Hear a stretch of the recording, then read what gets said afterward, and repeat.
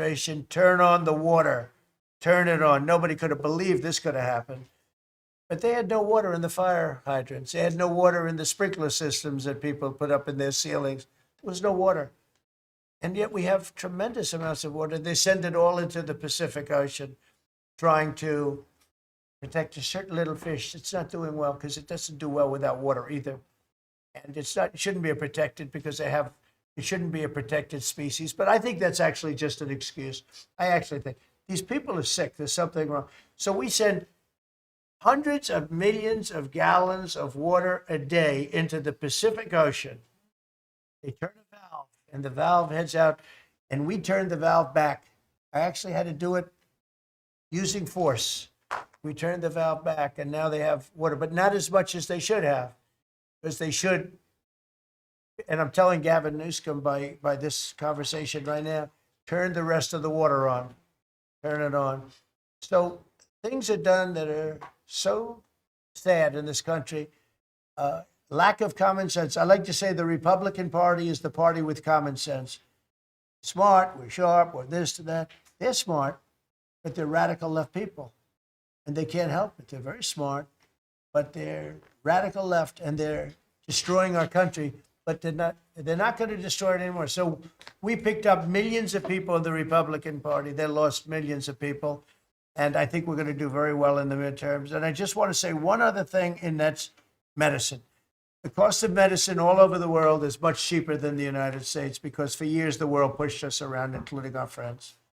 And you go to Germany, you go to England, you go to different places, and you go to a store, and it's sometimes 10% of what we pay in the United States because they said, nope, we're not paying any more.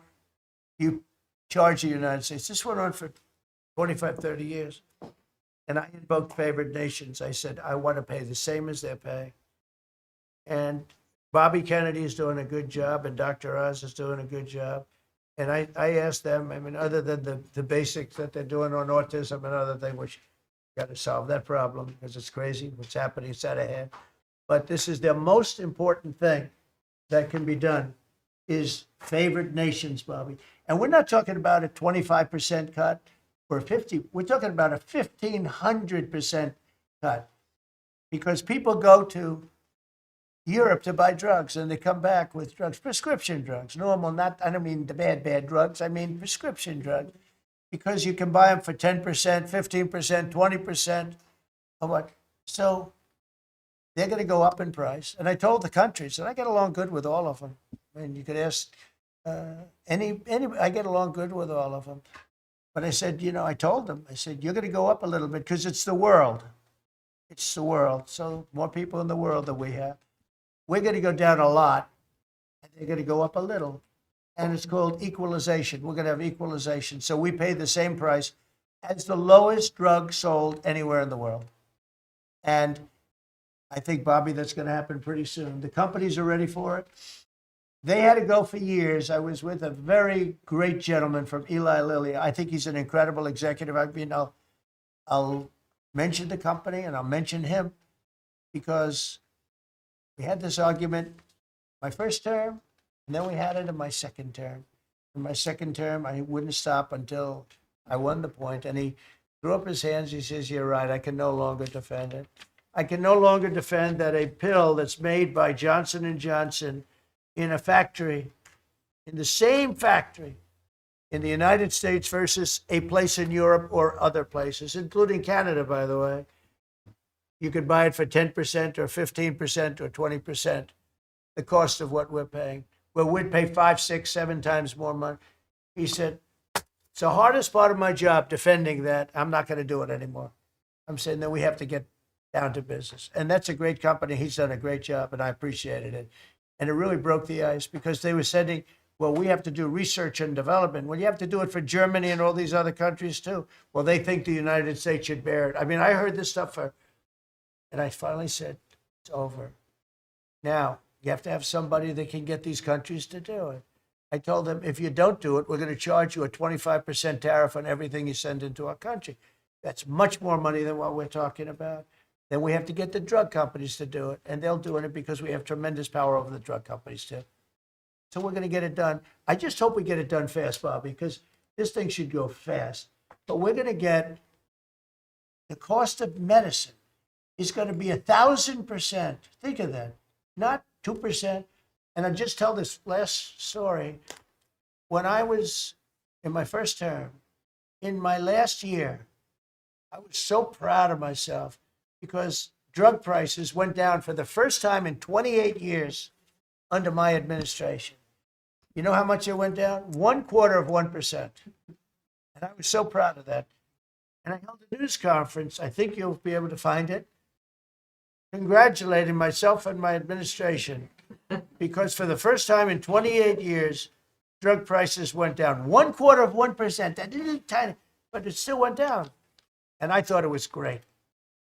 And then I realized, it's a very complicated business and formula. You got to be very smart. I said, we're really getting ripped off by the whole world. The whole world is ripping us off. And what happened is I got on this kick and I got the drug companies to agree. And I got countries to agree. And they're not agreeing because they think I'm a nice person. They're agreeing because I will put charges and costs and tariffs onto them that will be many times more than what they're going to be paying. So the companies are there and the countries are there. And we got to get it done, Bobby. We got to get it done. And we're going to have the biggest price of it. Now, that's going to lower Social Security, Medicare, This is going to lower everything because drugs go for everything. It's going to have the biggest impact, I think, of anything that can possibly be done. But your costs are going to be going down for medicine, for prescription drugs, will be going down at levels that nobody ever thought possible. And that's going to happen in a matter of a very short period of time. And we're all set with the countries, and we're all set with the companies. All you need, the two. And the middleman gets cut out. Under this scenario, the middleman doesn't exist anymore. That was the other thing. They always blamed the middleman. I said, who are the middlemen? Nobody knew who the middleman was. They had the most complex formula. It was genius, but they didn't get away with it. So I'm counting on Bobby. Do you want to start, Bobby? Maybe we'll start with you. You can start with that and then go on to what we're talking about. We are deep into MFN negotiations, most favored nation status negotiations with 14 companies. Howard Lutnick is a breath of fresh air, and I think he's going to help us get across the finish line with the leverage that we have from there. They're smart. Don't let them get away with it, Howard. Well, the combination of Bobby's MFN and the 232 pharmaceuticals, which we launched together, Right. when you put those two together, it really gives Bobby the tools to go execute your plan. So I'm supporting Bobby as he executes his plan. Good. Right? This cabinet meeting is supposed to be about working Americans, bring jobs back to this country, particularly rural America. And I want to mention the big, beautiful bill. Right now, we spend 7% of Medicaid dollars on rural hospitals. So they're getting the short end of the stick. It's about $19 billion a year. Under the Rural Transformation Program, we give them an extra $10 billion a year. So we're raising an infusion of cash for rural hospitals and rural communities by 50%.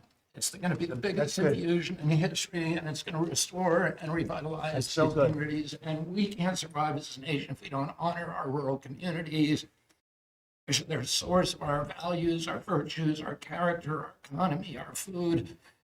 And you are bringing that back. You are bringing those communities back.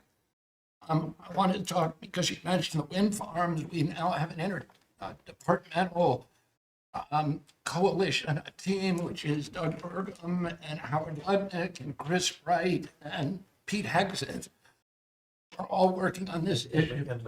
And we're all working together on this issue. We're meeting together. Right now, 11 wind farms planned that were launched during the Biden administration. Between Maine and Virginia, it's 1,130 towers. These towers are twice the size of the Washington Monument. The blades on them They're are massive. It's so crazy. the Go ahead. blades are 350 feet long. One blade. One of these blades blew up on Nantucket last summer, and the water was filled with shards of glass, of sharp glass, so it's dangerous to swim. And to close the beaches, but they have indemnified themselves so the local communities can't sue them.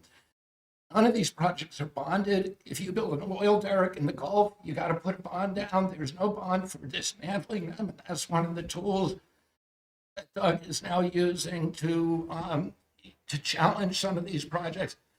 None of the cost of energy from these projects is 39 cents a kilowatt hour. The average cost in this country is 17 cents per kilowatt hour. And natural gas is 3 cents. Right. So it is the most expensive energy. I've been representing commercial fishermen for 40 years.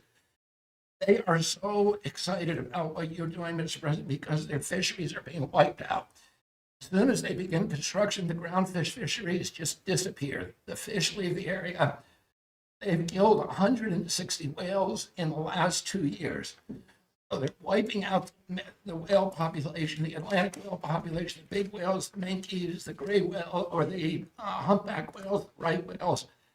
And you are going to save the whales on the East Coast because of this. You're going to save these economies that are based upon commercial fishing. I'll say one other thing about fishing. We are now, the South Asian nations are now dumping shrimp on our country. The shrimp is heavily contaminated. We just stopped a shipment that was contaminated with cesium-157, which is radioactive.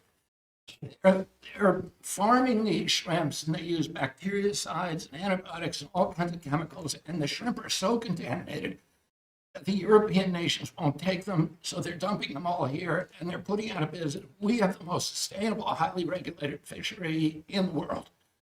What our fishermen do is a good thing. And all the trawlers in the Gulf and Alaska are being shut down because we're getting shrimp dumped here. So we have now increased FDA inspections of shrimp to make sure that Americans are not buying and eating contaminated shrimp and putting our shrimpers out of business. I talked just very briefly, we have an historic agreement on pre-authorization.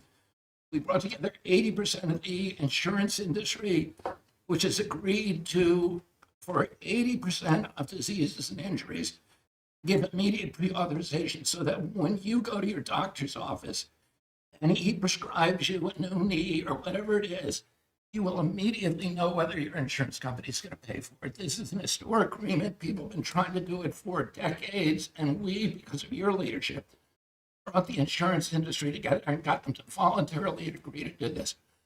Similarly, we've made another historic agreement with personal health records.